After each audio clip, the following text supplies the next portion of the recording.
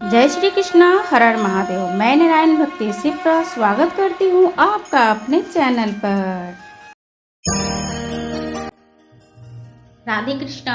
आज क्या हम बना सकते हैं अपने घर पर ऐसी तुलसी माला, कंठी माला, अपने घर में पड़ी हुई सूखी तुलसी लकड़ियों के साथ। इतना फिनिशिंग तो नहीं बनेगा, लेकिन हाँ ओरिजिनल जरूर बन सकता है, जिसे कि हम अपने ठाकुर जी को पहना सकते हैं 5, 11, 7, 21, 51 या जैसी हमारी विग्रह है हमारे घर में, उनके लिए ओरिजिनल तुलसी की माला अपने हाथों से हम बना सकते हैं बहुत आसान तरीके से। तो आइए चलते हैं, देखते हैं कि किस तरीके से हमें तुलसी की लकड़ी को घर पर कैसे हम माला पहनाएं। नकली से सावधान हो जाएं और कार्तिक के महीने में अपने ठाकुर जी को तुलसी की लकड़ियों की माला स्वयं अपने हाथों से बनाकर पहनाएं और उसका सुख का अनुभव खुद भी करें। आपको गोपी चंदन, तुलसी की जड़ को घिसकर जो तिलक लगाते हैं वो गोपी चंदन भी होता है और हरी चंदन भी होता है, मगर इस चंदन को यहाँ पे लगाने के बाद अपने हृदय स्थल पे स्थापित करने पर ही भगवान आपको हृदय से लगाते हैं। इसका एक विधि होता है कि हम इस चंदन को अपने हृदय पर स्थापित करते हैं तो नारायण हमें अपने गले लगाते हैं, और इसकी बाती जो जलाते हैं हम, तो उसको हमें विष्णु प्रिय के लिए नाम से विष्णु बाती कहते हैं। तो चलिए देखते हैं कि कैसे इसकी हम खुद माला बनाएं। तो ये आपको दिख रहा है तुलसी की माला हमने अपने हाथों से बनाया है, और इसको पिरो दिया है, और पिरो के हमने एक पानी में डुबा दिया है, और अगले दिन इसको थोड़ा सा रब करने पर हमारे जो लकड़ी के ऊपर जो स्कीन लगे हुए होते हैं वो उतर जाते हैं और साफ़ और सुंदर माला बनी हुई दिखाई देने लग जाती है। मेरे पास एक कमलगट्टा था जो उसको भी मैंने इसमें ऐड कर दिया, जिससे कि माला देखने में सुंदर और बहुत ही अच्छा रिज़ल्ट देने वाला हो जाए। दोनों ही माला कमलगट्टे की हो अथवा तुलसी की हो माला, दोनों को हम ठाकुर जी को चढ़ाते हैं तो लक्ष्मी की प्राप्ति होती है। तो ये हमारी माला हो गई रेडी। आइए चलते हैं कैसे बनता है अब ये।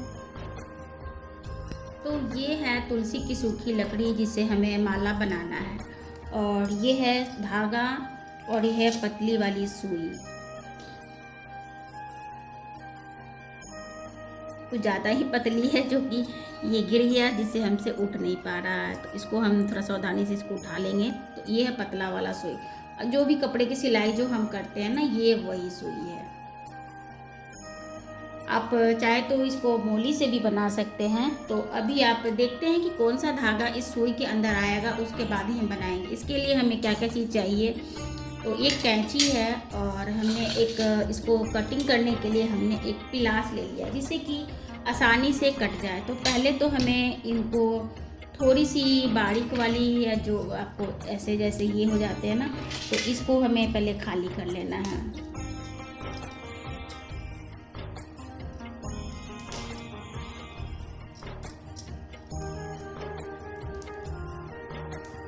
के लिए आपको ये इस तरीके के टूल्स से भी आसानी से कट जाते हैं। तो ये है ना, ये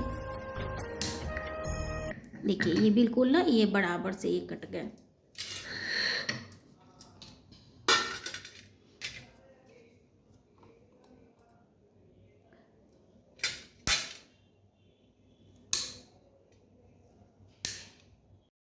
अब हम इसे पूरे काट लेंगे। आपके पास जितना टाइम हो उतना आप उसके हिसाब से आप इस माले को तैयार कर सकते हैं। इन सभी कामों में बहुत ही ज़्यादा मेहनत और समय लगता है, और समय के साथ जिसके पास लगन होगी वही ये कार्य करता है। क्योंकि जैसे स्वेटर एक दिन में नहीं तैयार होता है, 1 घंटे में नहीं तैयार होता है, तो इसके लिए भी हमें प्रिपरेशन करना पड़ता है, तैयारी करनी पड़ती है, जिससे कि हमारा माला तैयार हो। ये हमने काट लिए हैं, और कुछ इसमें हमें प्रॉब्लम आया वो भी मैं बताऊंगी। माला बनाने की वीडियो बहुत सारी यूट्यूब पर मैंने देखा भी। जब आप बनाने बैठिएगा तो उससे आपको क्या क्या प्रॉब्लम फेस करना पड़ा वो भी मैं बता रही हूँ। तो जब मैंने थोड़े से तो मैंने काटा, तो उसमें मेरे 2-4 ही मन के धागे में आ पाए, बाकी और मन के नहीं आ रहे थे। तो इसके लिए हमें क्या करना पड़ा, तो आप इन सभी मनके को आप पानी में डुबो दीजिए 2 दिन के लिए। 1 दिन के लिए नहीं, 2 दिन के लिए। उसके बाद 2 दिन के बाद डुबा के आप मन के कटे हुए उसे भी डुबा सकते हैं, तथा बड़ा बड़ा जो टहनी था, तुलसी की लकड़ी थी, वो भी डुबा दीजिए। तो हमने जो कट गए थे उसे भी डुबा दिया था और जो नहीं कटे हुए थे उसे भी डुबा दिया था। 2-3 दिन के बाद जैसे टाइम मिला मुझे, तो मैंने उसे दोबारा कट किया और कट करने के बाद फिर उसे मैंने ठाकुर जी के लिए बनाना है तो इतना छोटा सा धागा में उसको मैंने पिरोया है। अब हम तो देखते हैं आप कि जब ये परेशानी आएगी, क्योंकि देखने में तो बहुत इजी लगता है, लेकिन तुलसी की लकड़ी में 2-3 तो चले गए थे लेकिन नहीं गया। अब आपको ये दिखाई देंगे कि ये मनके में सभी में सुई जा रही हैं। फिर भी जाने में थोड़ी सी प्रॉब्लम तो आती ही है, क्योंकि हार्ड है, लकड़ी है। तो आप भी सावधानी से आप इस तरीके से आप माला बनाइएगा। मेरा माला तो बन गया था, सोचा नहीं था कि 21 दाने का मेरा मनका बन पाएगा। ये मैंने भिगो रखा था तो इसका रंग ऐसे दिख रहा है, तथा इसको आप धीरे धीरे इसको आप साफ़ भी करेंगे तो इसके ऊपर की जो इस काली वाली जो स्किन है, एक लेयर वो हट जाती है।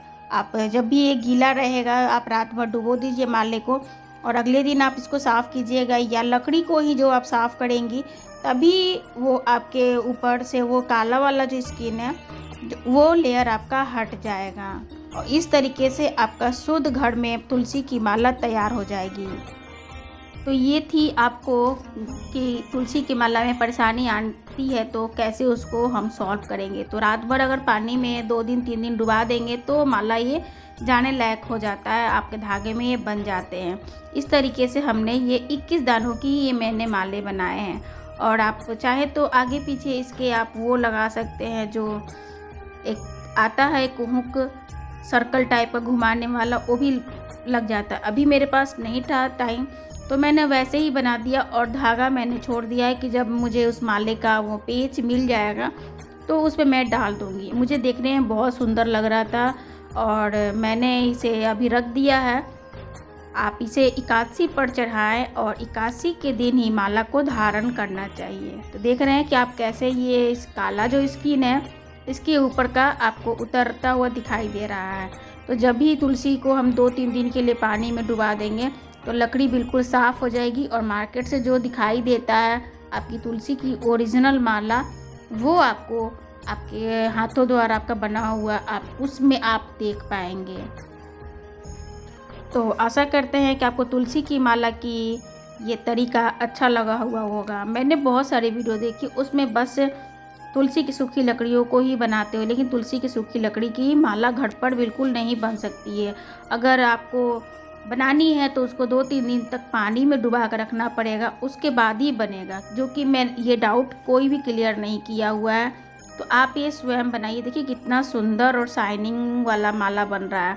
तो इस तरीके से मैंने बनाकर रात भर पानी में रख दिया था और रखने के बाद इसके बाद ही मैं उतार रही थी। थोड़ी सी वीडियो आगे पीछे हो गई है, उसको इग्नोर कीजिएगा और आप चाहें तो अपने हाथों से तुलसी जी का माला अपने आप बना सकती हैं। फिर मिलते हैं एक नए विषय के साथ, तब तक दे विदा मुझे मैं शिप्रा।